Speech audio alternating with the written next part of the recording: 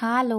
Welcome to D3K's little chef channel. இன்றைக்கி என்ன recipe பார்க்க போறோம்னா, கிறிஸ்மஸ் சீரீஸ் பார்க்கலாம். Second recipe fruit bread. இது வந்து அவ்வளோ சூப்பராக இருக்கும். It will just melt in your mouth.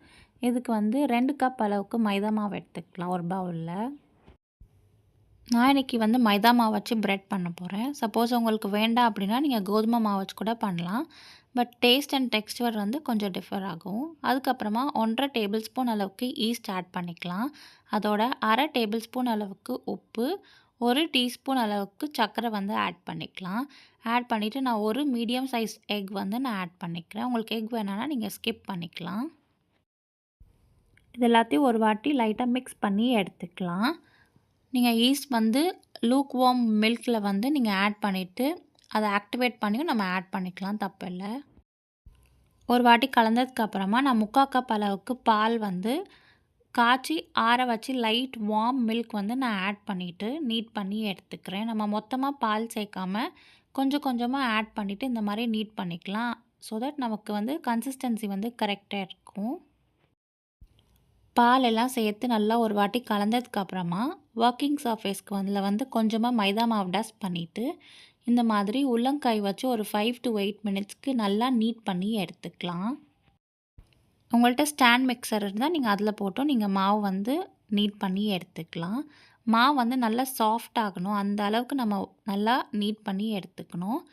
இப்போ கரெக்டாக 8 மினிட்ஸ் கழித்து நல்லா நீட் பண்ணியாச்சு. இப்போ அதே பவுலில் வந்து ட்ரான்ஸ்ஃபர் பண்ணிவிட்டு மேலே கொஞ்சமாக ஆயில் அப்ளை பண்ணிவிட்டு ஒரு 2 hours வந்து நம்ம ரெஸ்டிங் பீரியட் விட்டுக்கலாம், டபுள் த சைஸ் ஆகிற வரைக்கும். அடுத்த ஒரு பவுலில் நம்ம ஃப்ரூட் மிக்ஸ்சர் வந்து ரெடி பண்ணிக்கலாம். அதுக்கு நான் 1/4 கப் அளவுக்கு டூட்டி ஃப்ரூட்டி எடுத்திருக்கேன். 3 டேபிள் ஸ்பூன் அளவுக்கு கருப்பு திராட்சை அண்ட் நார்மல் திராட்சை எடுத்திருக்கேன். அதோட 1 டீஸ்பூன் அளவுக்கு சர்க்கரை ஆட் பண்ணிக்கலாம். 2 டேபிள் ஸ்பூன் அளவுக்கு டெசிகேட்டட் கோகோனட் ஆட் பண்ணிக்கலாம்.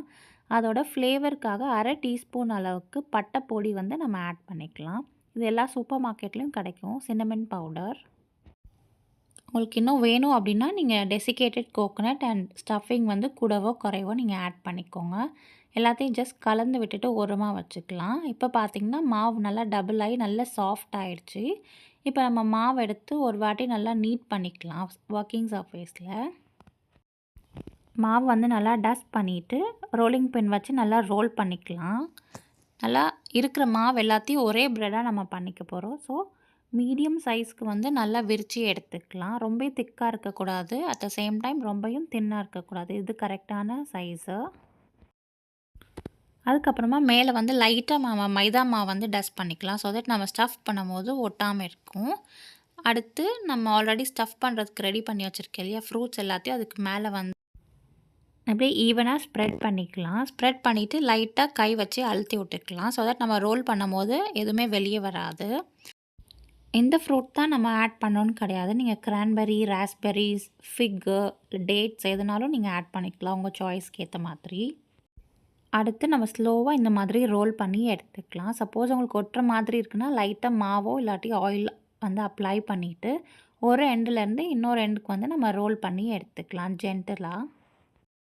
இதில் ஒரே ஒரு ப்ராசஸ் என்ன அப்படின்னா, நம்ம மாவு மட்டும் கரெக்டாக நீட் பண்ணிட்டோம் அப்படின்னா நம்ம ப்ரெட் வந்து நல்ல சாஃப்ட் அண்ட் சூப்பராக இருக்கும் டெக்ஸ்டரு.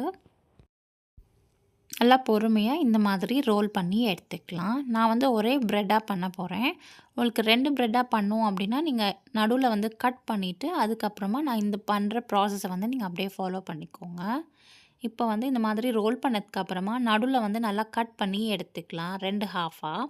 ஸோ தட் நமக்கு ரோல் பண்ணுறதுக்கு வந்து கரெக்டாக இருக்கும்.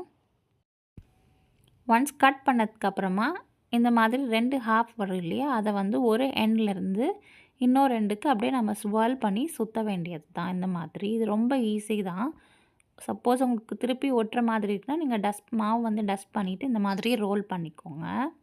ரோல் பண்ணிவிட்டு இந்த எண்ட்லேயும் ஒரு வாட்டி கட் பண்ணிவிட்டு நம்ம ஃபுல்லாக வந்து மாவை சுற்றி எடுத்துக்கலாம் இந்த மாதிரி.